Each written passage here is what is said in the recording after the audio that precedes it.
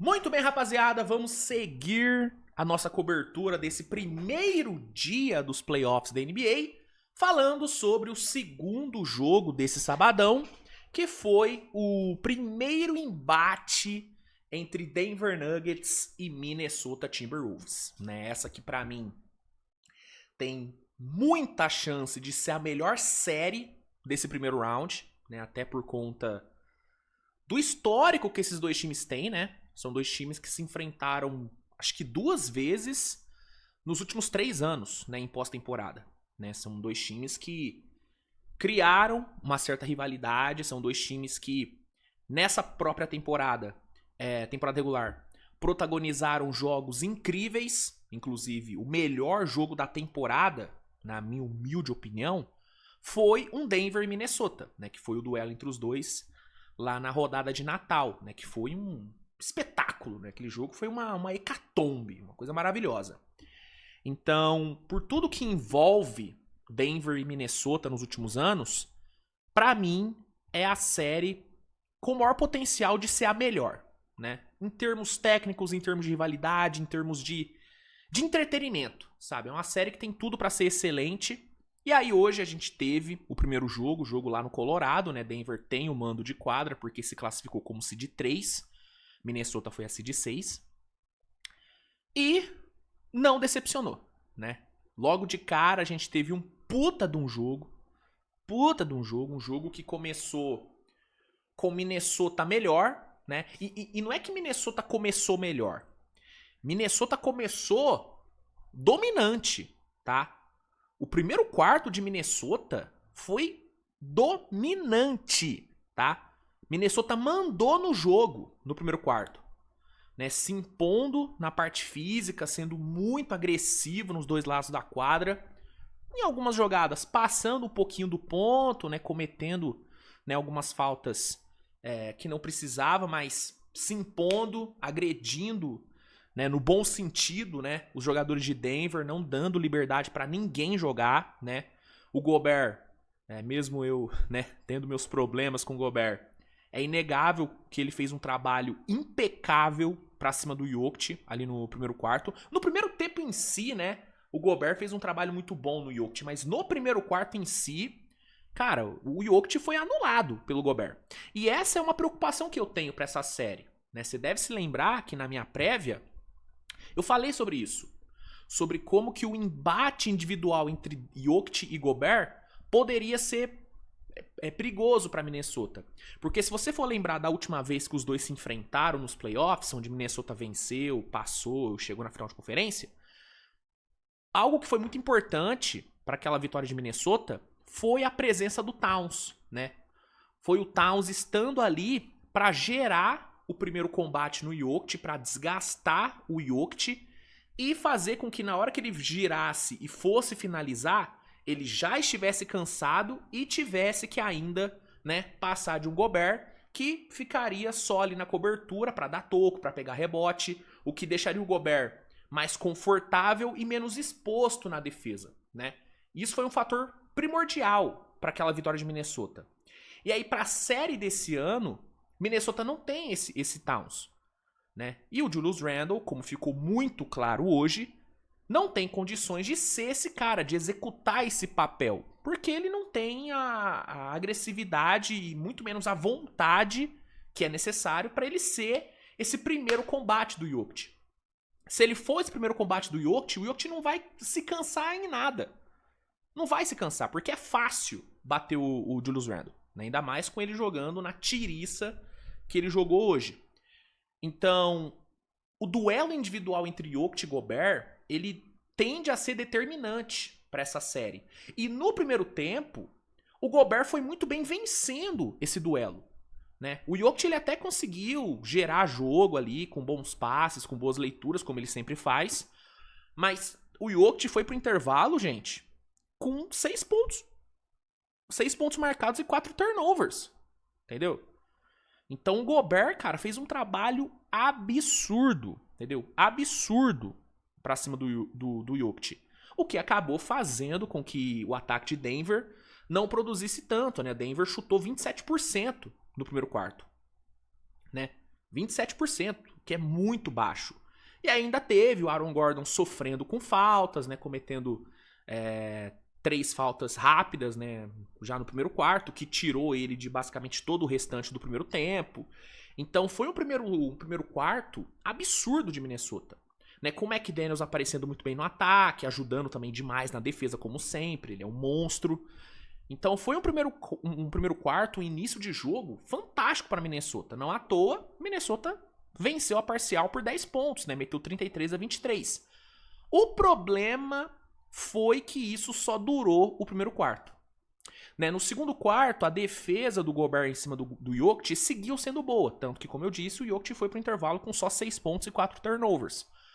Só que o restante do time de Denver entrou no jogo, né?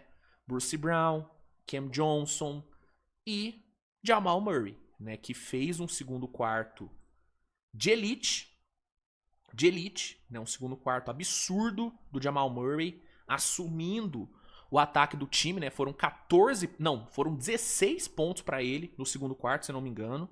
Chamando a responsa ali nos minutos sem o Jokic. E até com o Jokic de volta, ele continuou chamando a responsa, porque o Jokic estava sendo bem marcado. Então, e a defesa do Denver elevou o nível. Né? A defesa de Denver começou a aparecer. O ataque de Minnesota perdeu, né, bastante do seu ritmo, bastante do seu volume. E aí Denver foi tirando prejuízo, foi colocando run em cima de run.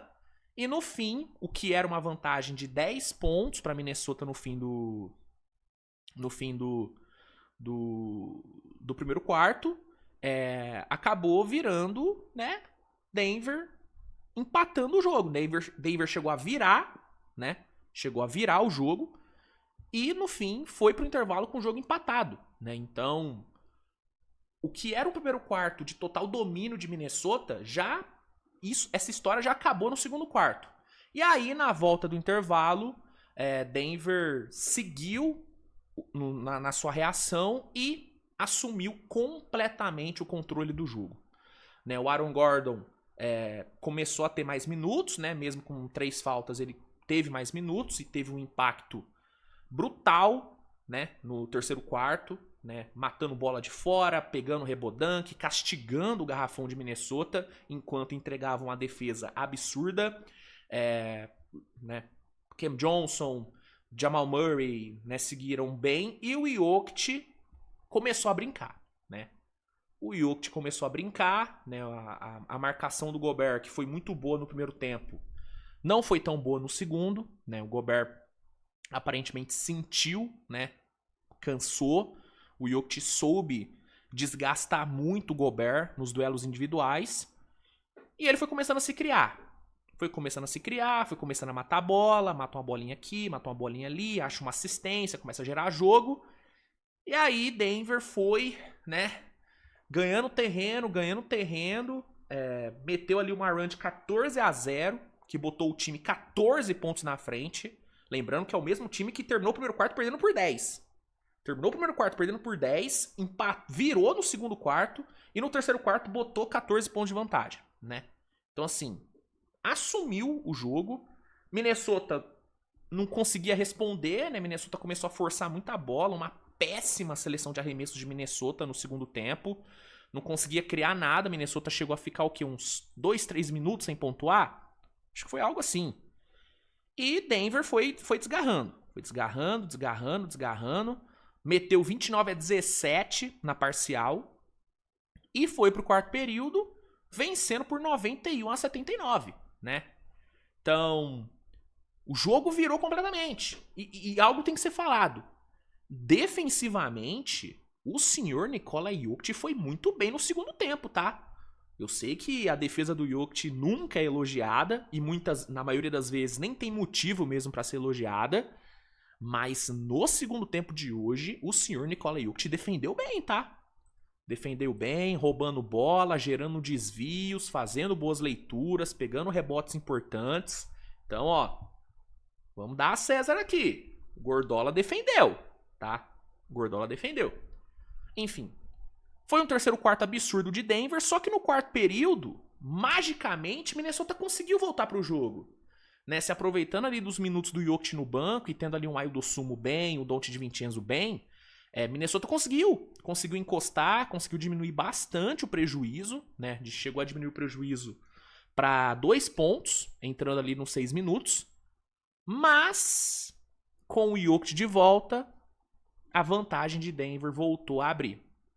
Né, Denver fez 6 minutos finais muito fortes, né, com o Jokic comandando, a defesa voltou a aparecer muito bem, e sem ter um Anthony Edwards 100%, né, claramente o Anthony Edwards não tá nas suas melhores condições, né, o joelho dele ainda não tá bom, tanto que em vários momentos no jogo ele ficava botando a mão no joelho, então, sem ter o Anthony Edwards 100%, com o Julius Randle jogando numa tiriça absurda, com o McDaniels perdendo a cabeça, McDaniels, cara, no final ali do terceiro quarto, em meio ao domínio de Denver, cara, ele deu um empurrão no Jokic fora da bola completamente desnecessário, né? Eu entendo o contexto de rivalidade, playoff e tal, mas o cara tem que ter cabeça no lugar, né? O McDaniels perdeu completamente a cabeça. O próprio Randle também fez nada o jogo inteiro e no quarto período ele quis pagar de machão, fazendo umas faltas besta também, querendo arrumar briga. Então, Minnesota, além de ter perdido o ritmo técnico, também perdeu a cabeça, né? E aí, quando o Denver voltou a abrir ali na reta final do quarto período, Minnesota não teve força para buscar.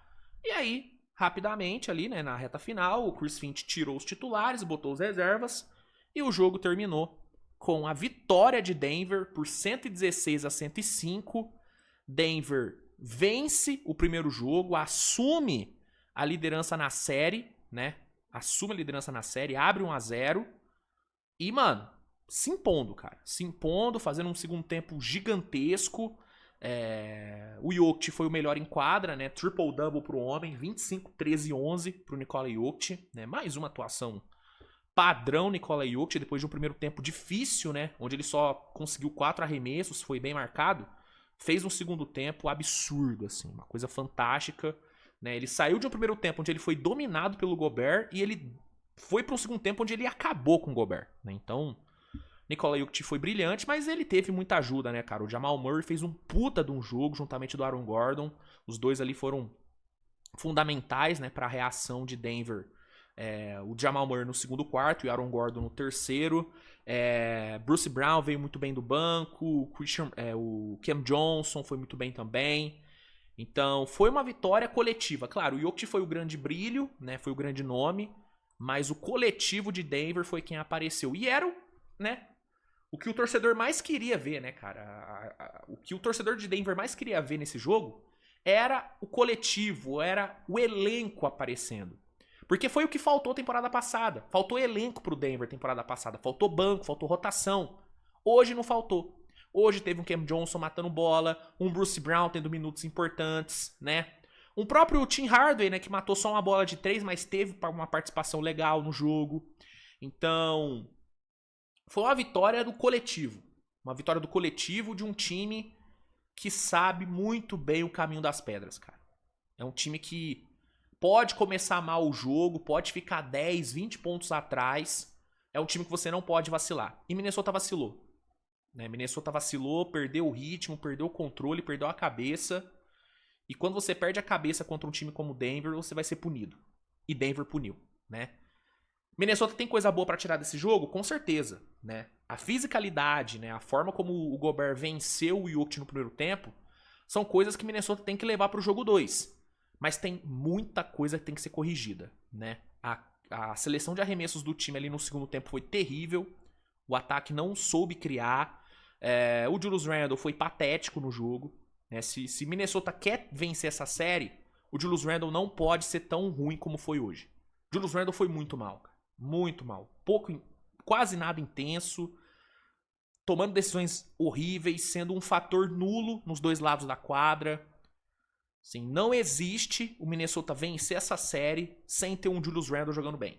Julius Randle precisa ser um fator positivo. E hoje passou longe de ser. Ainda mais, né, no contexto de Anthony Edwards ainda não recuperado.